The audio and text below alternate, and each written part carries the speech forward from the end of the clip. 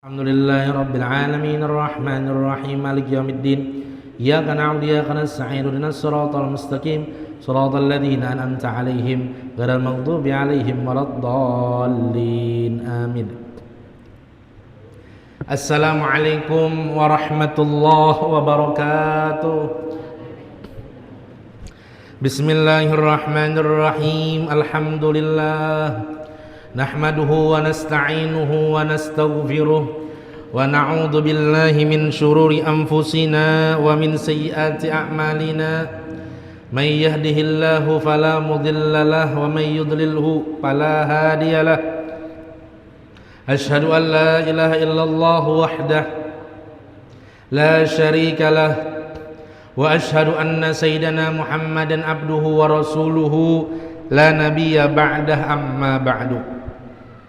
Alhamdulillah, kita sama-sama dikumpulkan oleh Allah Subhanahu wa taala di 20 Safar 1445 Hijriah, malam 21 Safar, yang mana Allah Subhanahu wa taala akan memberikan keamanan daripada segala bala musibah ataupun mara bahaya bagi orang yang memintanya. Akan tetapi jikalau orang tidak meminta keamanan daripada segala bala maupun bencana serta mara bahaya, niscaya tidak diberikan keamanan oleh Allah Subhanahu wa taala. Maka seyogianya hendaklah kita selalu minta keamanan kepada Allah. Di rumah kita, di luar rumah kita, di sekolah, di luar sekolah, di kantor, di luar kantor, di perkuliahan, di luar perkuliahan, dimanapun tempat kita berada, maka hendaklah selalu minta keamanan kepada Allah. Apakan lagi seminggu lagi, yaitu Rabu akan datang. Ini hari Rabu, malam Kamis. Rabu yang akan datang itu adalah Rabu terakhir pada bulan Safar, dinamakan Arba Mustamir atau Reba Wekasan, yang diturunkan dalam satu riwayat 320.000 bala, atau dalam satu riwayat yang lain 360.000 bala yang Allah Ta'ala turunkan pada hari itu untuk setahunan yang akan datang. Jadi orang Kalimantan biasanya memberikan amalan agar pada hari Rabu itu hendak memulai hari, hendaklah sholat lidaf'il bala, sholat untuk menolak bala. Ada satu riwayat sholatnya 2 rakaat. Ada dalam satu riwayat langsung 4 rakaat, tapi meninggalkan tahiyat awal, supaya terbeda antara ibadah wajib dan ibadah sunat. Adapun surahnya Fatihah, kemudian lagi ayatul kursi, Al-Hakumut 17 kali, kemudian Al-Ikhlas 5 kali, Al-Falaq sekali, dan An-Nas sekali. Nah, inilah yang ulun ketahui. Mungkin ada lagi riwayat lain, tapi mun hendak pengen amalkan silahkan amalkan pada hari Rabu terakhir, yaitu seminggu lagi, memulai hari sebelum begawi, sebelum melakukan aktivitas dengan sholat lidaf'il bala, mengangkat takbir, sahajaku sembahyang tolak bala 4 rakaat karena Allah Ta'ala. Setiap rakaatnya surahnya Fatihah, ayatul kursi sekali, Al-Hakumut Takasur 17 kali, Al-Ikhlas 5 kali, Al-Falaq sekali, dan An-Nas sekali. Tuntung sembahyang 4 rakaat tadi. Ada orang merajah piring nang kosong polos putih, bukan piring nang bening. Ini ada kan piring bening itu mereka nang kayak, nah ini kaca misalkan, ini bening namanya, yang putih warnanya polos, ditulis dengan sebuah spidol nang kadeda ujungnya itu besi, berarti bukan dengan pulpen ataupun dengan nang lainnya, tapi dengan spidol aja. Tulisannya ialah kalimat salamun nang terdapat dalam Al-Quran. Salamun ala Musa wa Harun, keselamatan atas Nabi Musa dan Nabi Harun. Salamun ala Ibrahim, keselamatan atas Nabi Ibrahim. Salamun ala Ilyasin, keselamatan bagi keluarga Yasin. Salamun ala Uqbaddar. Banyak kalimat salamunnya itu. Munnya hendak nyaman mencari, buka di internet tulisan salamun dalam Al-Quran, ada berapa buting, tulis, maka keluar karena biasanya salamun. Tapi dalam kitabnya, ada dalam kitab Kanzun Najah Wassurur. Kemudian dibuat dalam banyu nintah, dibuat nambah sudah berajah tadi. Kemudian banyunya tadi diminumkan atau dimandiakan, niatannya supaya seluruh batang tubuh kita dihindarkan daripada mara bahaya. Diminumkan supaya penyakit zahir batin kita dihilangkan oleh Allah Subhanahu wa taala. Karena dalam sebuah kitab hari Rabu terakhir itu pun juga dibagikan penyakit Rihul Ahmar. Apakah penyakit Rihul Ahmar? Ialah penyakit stroke. Jadi supaya kita terhindar, dan apabila sudah mengalami penyakit itu akan dihilangkan daripada penyakitnya. Minum ataupun dimandikan dengan niatan mudah-mudahan dihilangkan dan dihindarkan daripada berbagai macam penyakit. Mudah-mudahan kita hilang penyakit barataan, amin. Nyada juga pianang pina melawan atau menantang pada hari Rabu itu tadi. Udah, jarnya kada percaya, jarnya ada bala, ada musibah. Akhirnya kendaraannya laju. Ini terbukti dari kisah santri ulun soronganan. Sekali langsung dasar bujur tabrakan nih, karena niatannya menantang dan kadang mempercayai dengan hari Rabu terakhir pada bulan Safar. Jadi seandainya kada kawa misalnya sembahyang di rumah, di kantor, kada kawa sembahyang di kantor dimanapun tempat nang kawa, biarpun misalkan sebelum zuhur ataupun sesudah sembahyang zuhur, yang penting jangan limpat pada asar, sembahyang lidap ilbala.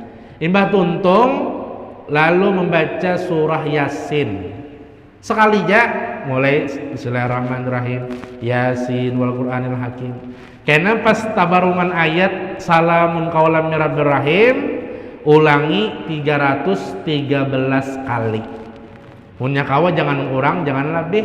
Salamun qaulam mir rabbir rahim, salamun qaulam mir rabbir rahim, salamun qaulam mir rabbir rahim. Nah, jadi artinya keselamatan bagi kita barataan di dunia dan di akhirat nantinya. Batuntung salamun qaulan mir rabbir rahim 313 kali. Sambung lagi sampai tuntung surah Yasin, lalu berdoa tolak bala. Ini apakan lagi ya kalau musim panas, jarang hujan. Bahkan esok hari nah pagi jam 7 tuh di Masjid Al-Karamah Martapura diadakan sholat istisqa. Rupanya di Martapura kada sing hujanan, panas saja saban harian. Makanya Guru Wildan Salman bersama Gubernur Kalimantan Selatan mengadakan sholat istisqa jam 7 pagi. Artinya sholat minta hujan. Ini termasuk ujian juga nih, bala juga nih, musibah juga. Makanya kita minta hujan. Bahkan ada yang mengatakan jadi kada sing hujanan karena banyaknya manusia sudah nang lupa dengan amal kewajibannya di dunia, meninggalkan sembahyang, meninggalkan puasa, meninggalkan zakat, meninggalkan haji, padahal mampu. Lalu Allah Ta'ala tunda akan itu hujan. Makanya panas menggantang luar biasa. Dalam kamar 2 buting kipas angin tetap saja merasa kepanasan. Nah, ini termasuk bala. Maka supaya Allah Ta'ala hindarkan bala tadi, turunkan rahmat, maka hendaklah sembahyang istisqa, sembahyang minta hujan. Punya hendak mau empati silahkan ke Martapura, rencananya gitu besok nah ke Martapura juga. Artinya mau berdoa meminta kepada Allah akan rahmat bagi kita perorangan dan bagi kita sekampungan warga Kalimantan Selatan. Mudah-mudahan kita baratan dihindarkan daripada segala bala maupun musibah, baratan amin ya rabbal alamin. Musibah dunia ini sebenarnya kecil, musibah akhirat yang besar. Kayak apa musibah akhirat? Kawannya kita meninggalkan sholat itu musibah akhirat. Kawannya kita haratan orang puasaan bulan puasa nya minum berokok di hadapan orang puasa itu musibah akhirat. Artinya melawan ini daripada ujian yang bakalan menimpa inya, karena di akhirat dengan siksaan yang bertubi macam-macam itu siksaan akhirat, itu bala akhirat. Makanya Allah yarham Al Habib Mundir Al Musawwa, sidin munnya bala dunia lawan bala akhirat. Munnya bala dunia itu kada mengapa, tapi munnya bala akhirat ini nang dikhawatirkan sidin. Bahkan ini nang maolah hati sidin gelisah. Ya jar anak sidin pakai sah Al Habib Muhammad bin Mundir Al Musawwa. Dahulu waktu abah ujar Habib Muhammad bin Mundir dijulungi orang mobil hanyar harganya larang Mercy. Kemudian jar karena ulun nikah kanakan jar Habib Muhammad di mobil Mercy itu ada mereka betungkat kayak itu nah lambang Mercy itu nang maolah benyawa baaura mobilnya itu, artinya tanda mahal tanda larang mobilnya itu. Nah karena ulun kanakan ulun patah di sini dipatah takajutan bebuhan anak buah Habib Mundir, mobilnya hanyar di bari urang, saya dipatah, harganya dilarang. Kemudian pada akhirnya takutannya menyampaikan wadah Habib Mundirnya apa yang dilakukan oleh anak sidin. Lalu pada akhirnya sidin melihat soranganan. Kemudian anak buah melihat Habib Mundir melihat soranganan, artinya patah di sidin. Ujar apa nih? Ujar si anak buah patah. Lalu ujar Habib Mundir, kada apa-apa Jasidin, kada apa-apa. Artinya selama kada menyakitkan anakku Jasidin, kada apa-apa. Dan selama ini baik aja kada apa-apa. Ini masalah bala dunia aja kada apa-apa. Tapi ketika ujar anak Habib Mundir, ulun tertinggalakan sembahyang subuh. Bangun karena keuyuhan di waktu malam, bangun jam 7. Di situ abah ulun marah. Di situ jar sidin kuitan sidin yaitu Habib Mundir sangit luar biasa karena ini adalah musibah akhirat. Nah pada akhirnya terdidiklah anak-anak ulama tadi kada meninggalkan kewajiban dan berarti menandakan inya kada tertimpa musibah akhirat. Ya mudah-mudahan kita kawan kayak itu punya masalah dunia ini jangan dipermasalahkan, punya masalah akhirat barulah kita mempermasalahkan. Kerudung sing larangan, kerudung nih sing larangan misalkan anak memakai sekalinya rabit padahal nuker 1 juta. Tapi karena ini dunia kada sangit, tapi nang maolah kuitan sangit apabila nang anak tadi keluar rumah kada sing serudungan. Itu nang diolah kayak apa kita itu sangit lawan anak kita. Jadi anak itu kawainya menilai oh jaranya kuitan ulun ini munnya masalah dunia kan apa-apa, munnya masalah akhirat hanya sangit. Nah artinya walal akhiratu khairul laka minal ula, akhirat itu lebih utama daripada yang lainnya. Mudah-mudahan kita mau utamakan akhirat daripada dunia. Kada mempermasalahkan masalah dunia, tapi mempermasalahkan masalah akhirat apabila kita meninggalkannya. Kemudian lagi hadis yang ke-31 dari Sayyidina Abdullah bin Abbas radhiyallahu anhuma, bahwasanya beliau berkata Rasulullah sallallahu alaihi wasallam bersabda, yadfa'ullahu ta'ala al-bala'a an ummati biman shalla amman la yusalli. Kata Nabi kita Nabi Muhammad, Allah Ta'ala kadang mengirimkan bencana kepada umatku jar Nabi dengan sebab orang yang sholat dari orang yang tidak sholat. Jadi sebenarnya dilihat dari keluarga kita, ada nang ingin itu ketujuh menggawi sholat, ada nang meninggalkan sholat. Sekalinya yang diberikan rezeki nang banyak nang kada sholat tadi, seharusnya nang kada sholat tadi merasa mungkin jadi aku ini nambah berkah rezeki bukan karena gawianku, karena ibadahku sudah kada tegawi-gawi, tapi mungkin dengan berkat dingsanakku inya ini kada pernah meninggalkan kewajibannya, ini kada pernah meninggalkan sholat, tapi Allah Ta'ala berikan balasannya kepadaku sebagai dingsanaknya. Mungkin Allah Ta'ala hendak menguji dirinya dingsanakku nih. Artinya walaupun diberi nikmat ataupun diberi nikmat, apakah tetap inya mengerjakan nangarnya sholat? Pada akhirnya lalu menyadari kita nangarti penyembah yang nih, misalkan diberikan harta rezeki nang berlimpah ruah, mungkin dengan sebab dingsanaku nang rajin beribadah. Ada kalau dahulu di zaman Nabi kita Nabi Muhammad SAW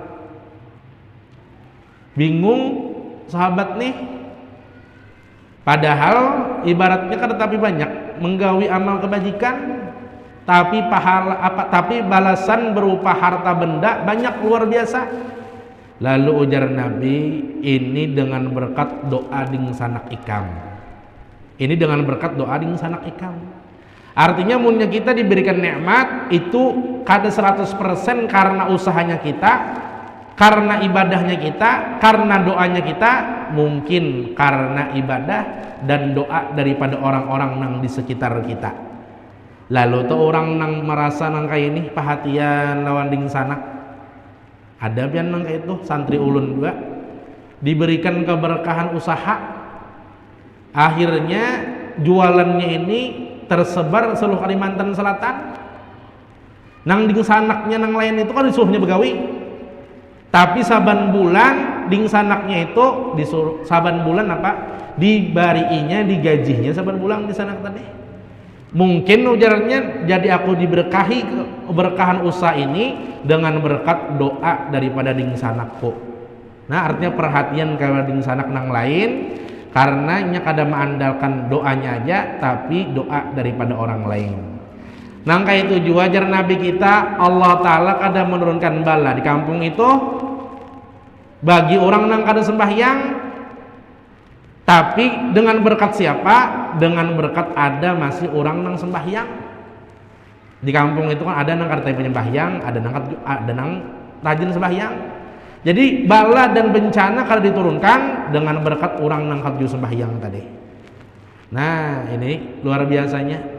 Tapi pulang munnya ada dalam kampung itu nang menggawi kemaksiatan, bala kada diturunkan gasan inya nang maksiat aja, tapi diturunkan gasan nang sekampungan. Jadi jangan sampai nang ahli maksiat nih mau ucapakan, apa mau si gawian kami, dosa-dosa kami, maksiat-maksiat kami, bejudi kami. Lalu kita jawab, bujurai nang kayak itu dosa ika menanggungnya. Tapi karena sebab dosa ini lalu Allah Ta'ala turunkan bala. Bala itu kadagasan ikam soronganan aja, tapi sekampungan pun juga dapat merasakan imbasnya. Nah, jadi intinya apa? Kita jaga kampung halaman kita daripada segala bala maupun mara bahaya, karena mara bahaya itu bukan diberikan kepada nang menggawi maksiat saja, akan tetapi diberikan kepada orang nang ahli taat, ia juga dapat juga imbasnya. Lalu sahabat Nabi bertanya, unang itulah wahai Nabi, nang ahli maksiat menggawi maksiat sekalinya kada gasan inya aja lah anunya bala musibahnya, tapi gasan sekampungan juga pas matian sekampungan kayak apa? Sedangkan ahli taat ada dalam situ, sedangkan ahli maksiat ada dalam orang yang meninggal sekampungan nang kena bala itu.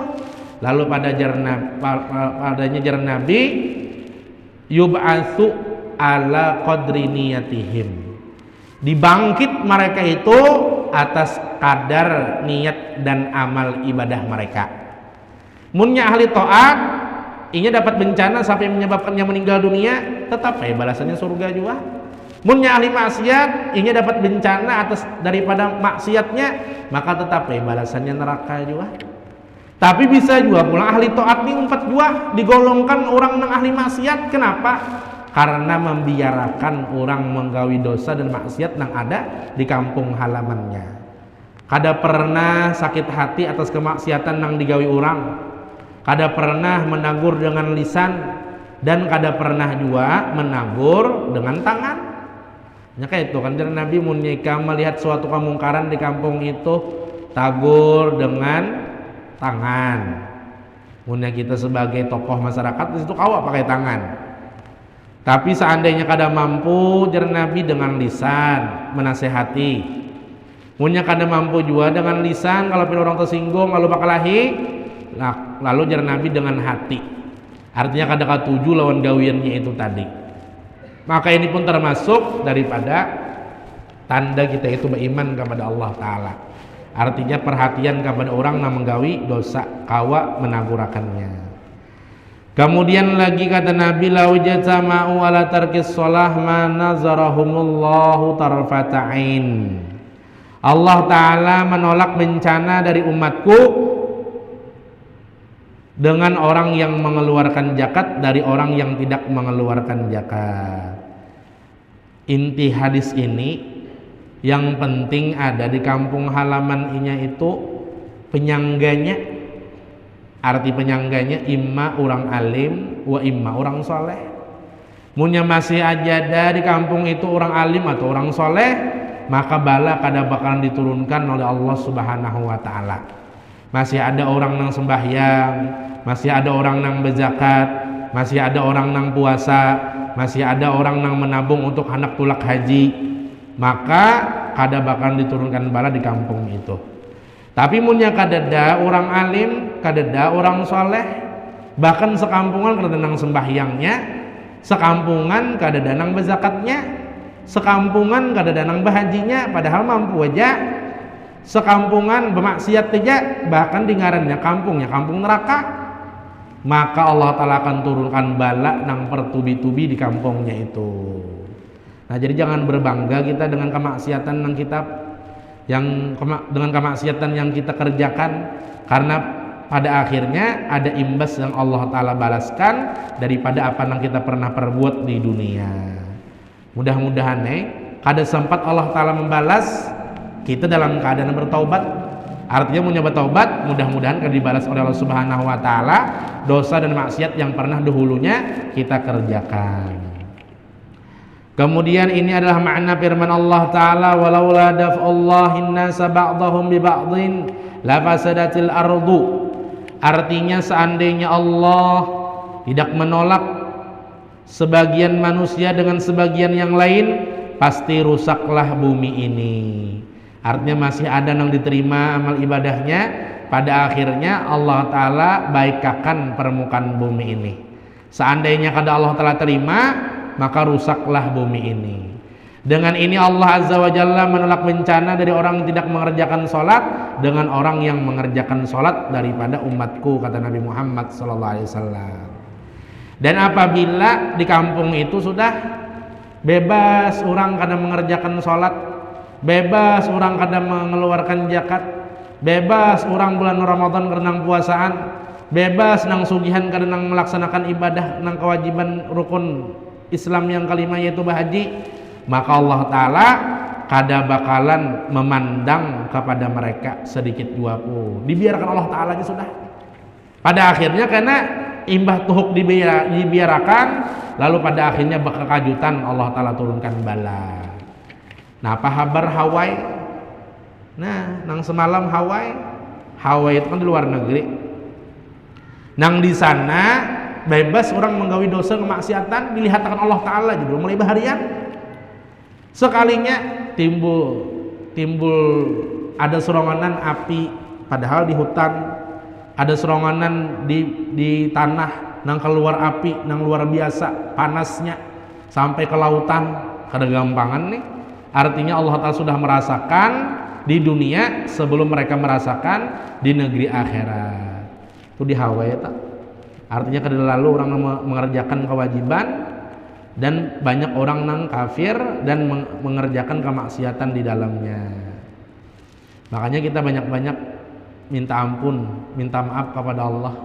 Makanya disuruhkan nang sembahyang dapil bala, istisqa, sembahyang tolak bala, sembahyang minta hujan, nang didahului sebelumnya istighfar minta ampun kepada Allah Subhanahu wa Ta'ala atas apa yang pernah kita perbuat selama hidup kita. Kemudian lagi hadis yang ke-32 dari Abu Hurairah radhiyallahu an berkata, Rasulullah SAW bersabda, khiyaru ummati man syahida an la ilaha illallah wa anna muhammadar rasulullah wa idza ahsanu istabsharu wa idza asa'u istaghfaru wa idza safaru qassaru salatahum wa aftaru min saumihim.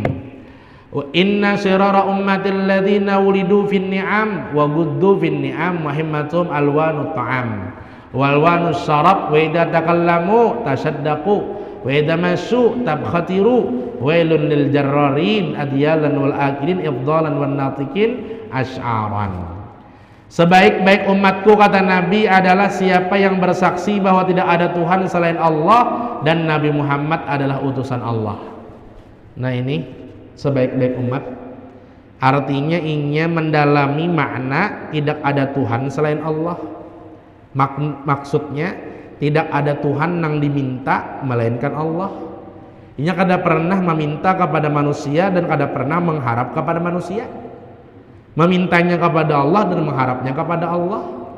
Seandainya ada manusia nang kada katuju lawan inya kada hendak minta pandangan lawan manusia tadi, tapi minta pandangan lawan Allah nang maha merubahkan hati manusia.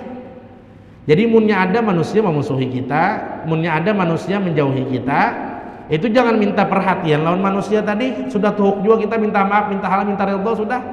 Maka minta perhatiankanlah kepada Allah yang maha membolak-balikan hati manusia.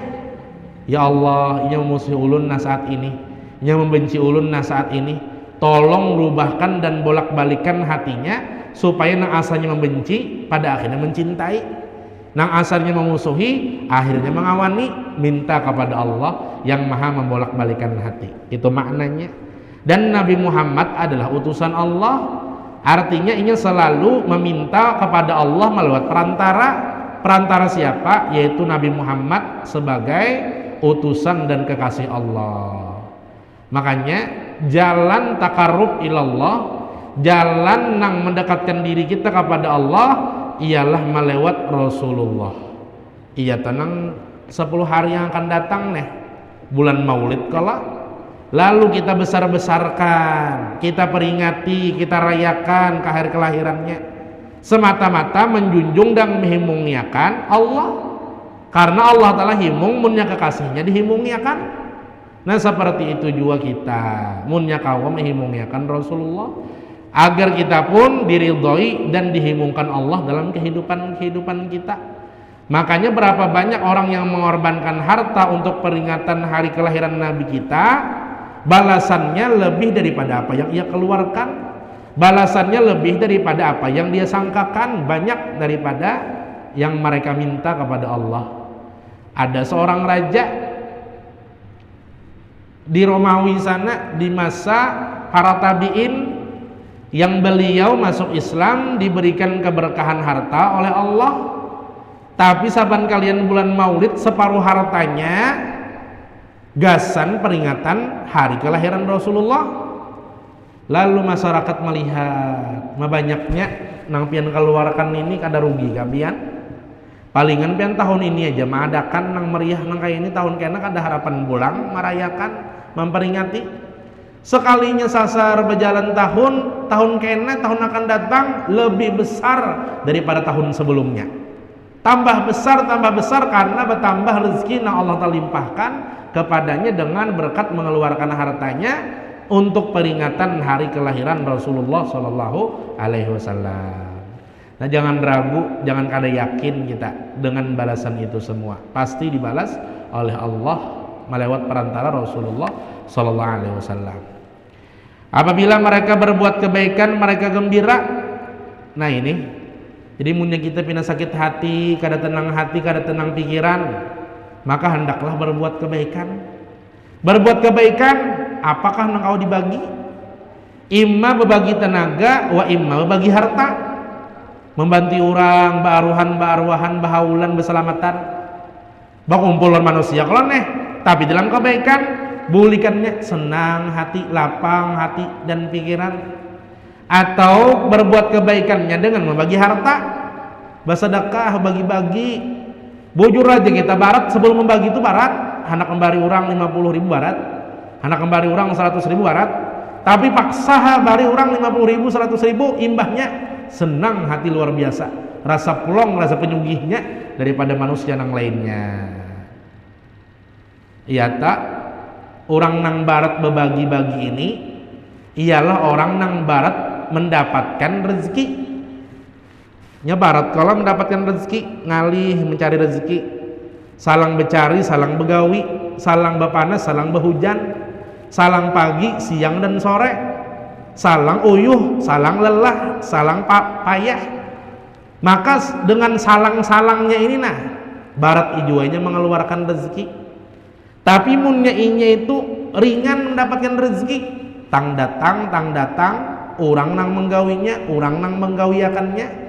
Inya itu bakalan ringan juga untuk mengeluarkan rezeki.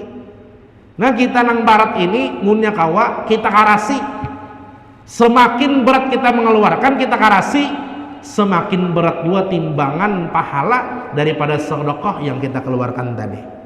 Nah ini jadi karasi dalam kebaikan itu, maka pada akhirnya setelah kita mengarasi kau berbuat baik akan diberikan kegembiraan oleh Allah. Apabila mereka berbuat dosa, mereka meminta ampun.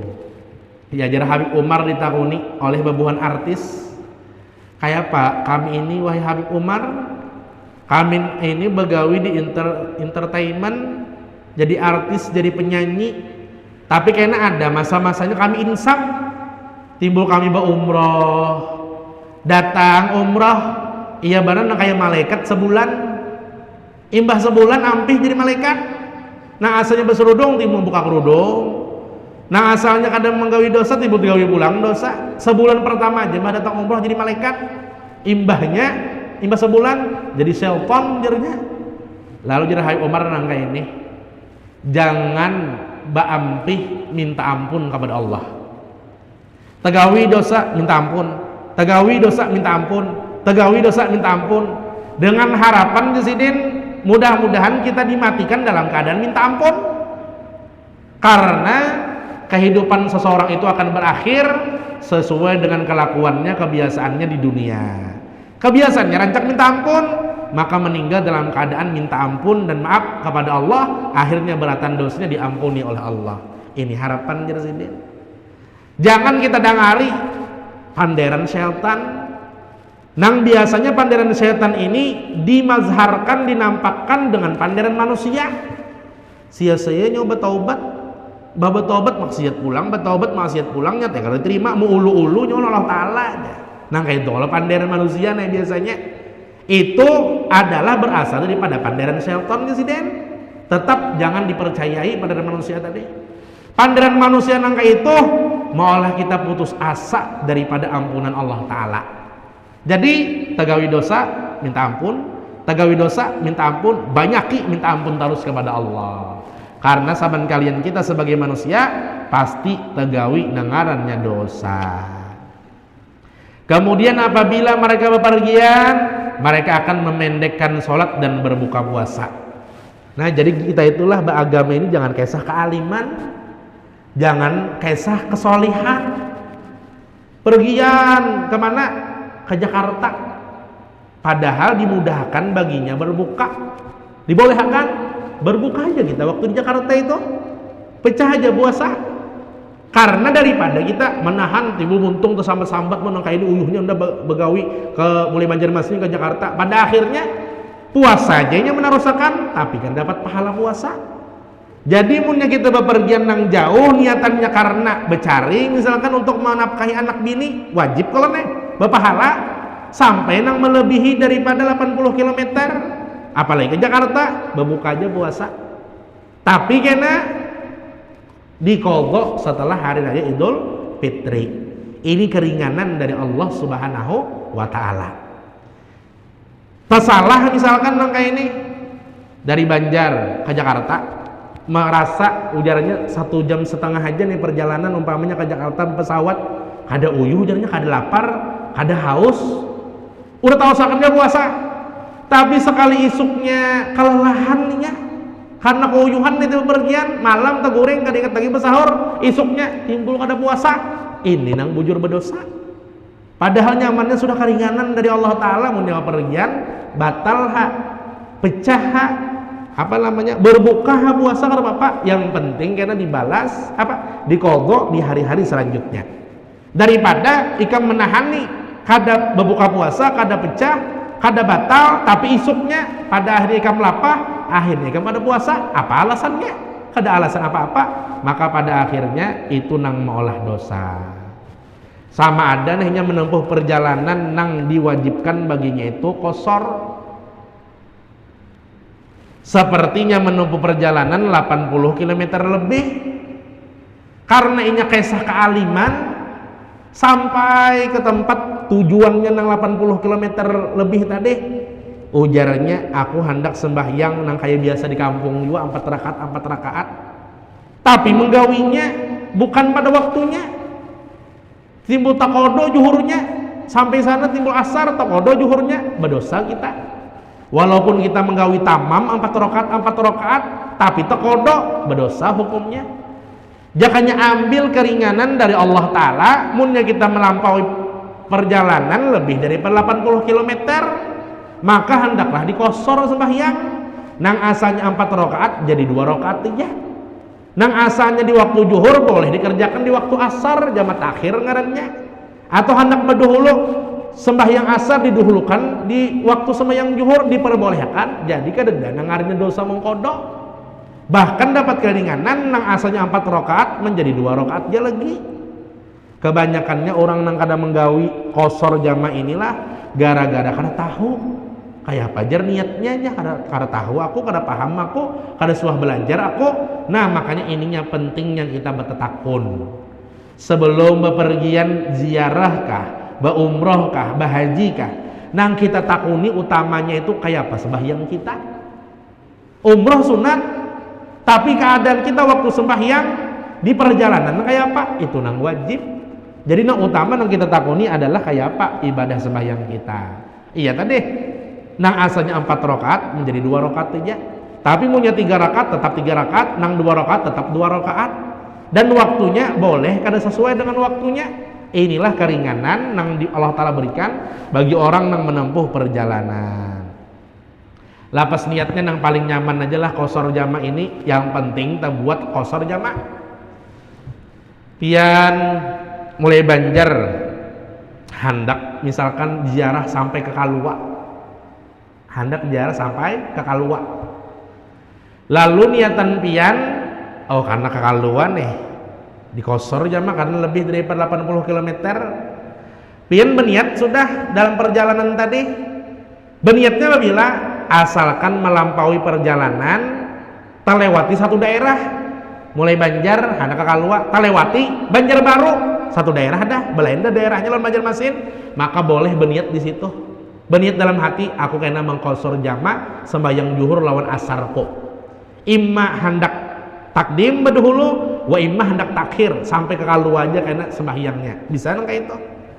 Lalu sampai kena di perjalanan nang sudah melampaui 80 km, lalu pian disuruhkan di situ sembahyang sudah. Munnya pian sampainya di 80 km tadi di waktu zuhur, maka pian sembahyang zuhur 2 rakaat, imbah tuntung sembahyang zuhur 2 rakaat, salam langsung qomat, langsung pulang sembahyang asar 2 rakaat. Tapi munnya pian sampai ke tempat nang sudah melewati 80 km ternyata waktu asar, maka nang pian gawi sembahyang asar 2 rakaat, kemudian diteruskan dengan sembahyang zuhur pulang 2 rakaat. Lapas niatnya nyaman aja waktu mengangkat takbir, kalau kepanjangan nang usolli fardhu zuhri rakaataini kasran majmu'an ilaihil asri makmuman lillahi ta'ala, kepanjangan cukup dalam hati. Sahajaku sembahyang zuhur qasar jamak kepada asar 2 rakaat karena Allah Ta'ala, boleh seperti itu. Atau sembahyang asar, sahajaku sembahyang asar 2 rakaat qasar jamak kepadanya zuhur karena Allah Ta'ala, boleh seperti itu. Asal nang penting terbuat kalimat qasar jamak.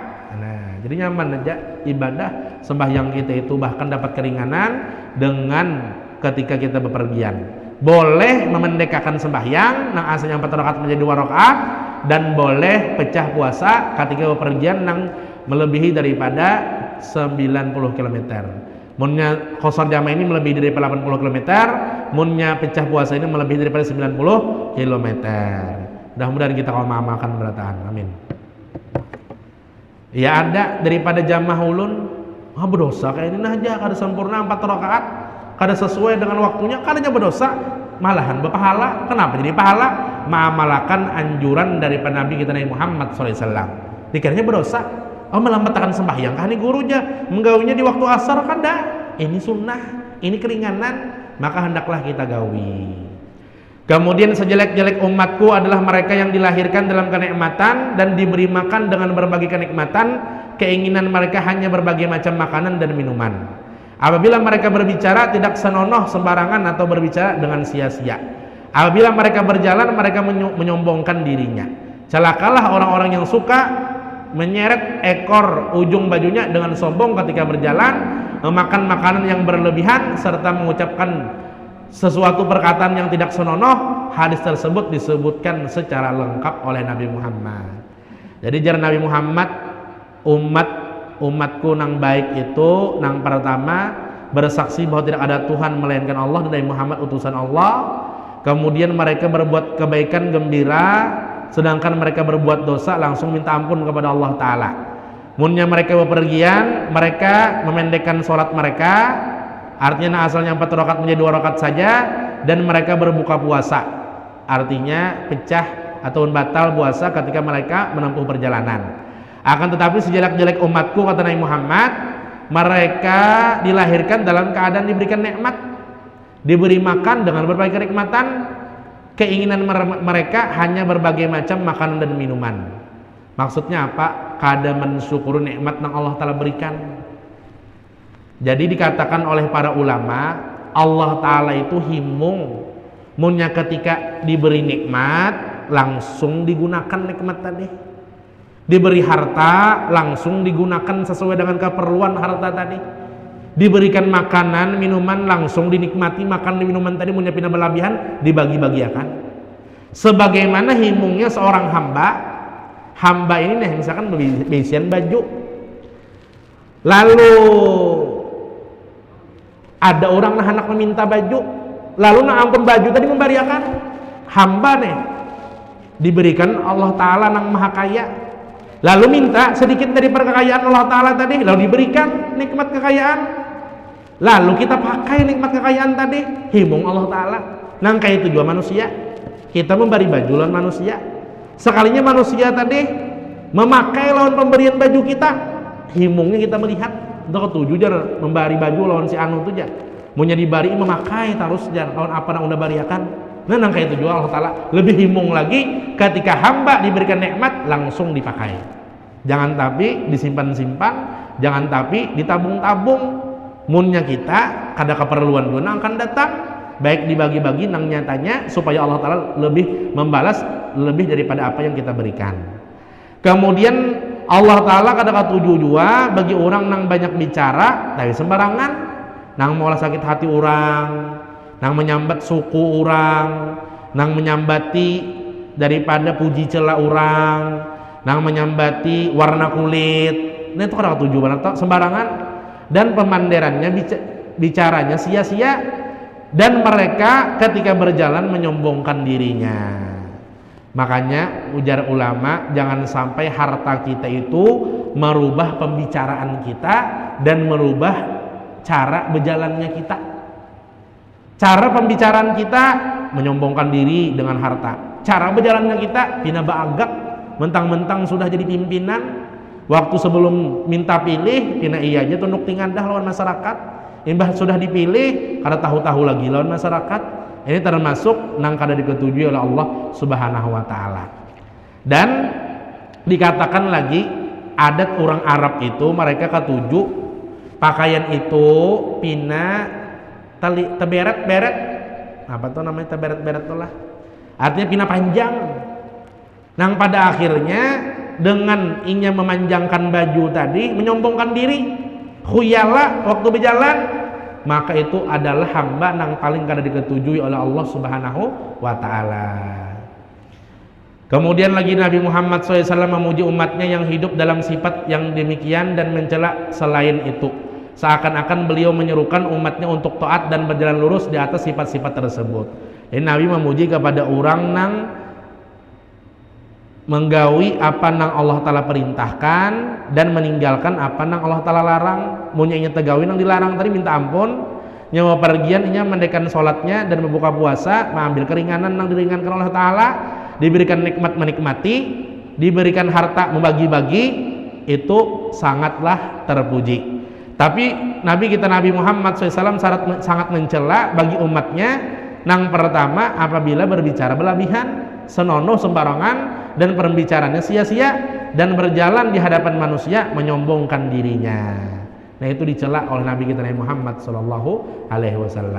Nah, makanya oleh sebab karena itu jadilah kita umat kebanggaan Nabi kita Nabi Muhammad dengan mengamalkan daripada kalimat la ilaha illallah, tidak ada Tuhan selain Allah, tidak ada Tuhan yang diminta melainkan Allah. Artinya meminta kepada Allah, mengharap kepada Allah, bukan meminta kepada manusia dan bukan mengharap kepada manusia. Dan Nabi Muhammad adalah utusan Allah, maka hendaklah kita meminta berperantara dengan Nabi kita Nabi Muhammad SAW.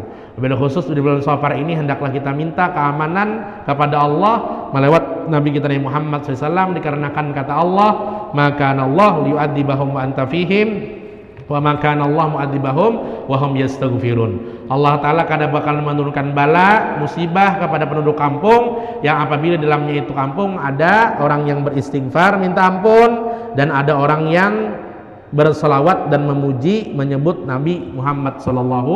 Nah, yang penting ada Nabi Muhammad di dalamnya, orang yang cinta dan orang yang berselawat kepada Nabi Muhammad SAW. Mudah-mudahan dosa-dosa kita diampuni oleh Allah, dosa jiran tetangga kita diampuni oleh Allah, dosa kaum muslimin dan muslimat diampuni oleh Allah, dan mudah-mudahan kita dihindarkan daripada bala dan musibah, dan mudah-mudahan kita diberikan kesehatan, keafiatan yang sempurna, sehat afiat, kabul segala hajat, selamat dunia akhirat, terkumpul kita di dunia, terkumpul juga di akhirat, masuk ke dalam surga bersama Nabi kita Nabi Muhammad SAW. Amin ya rabbal alamin. Mudah-mudahan berkah manfaat.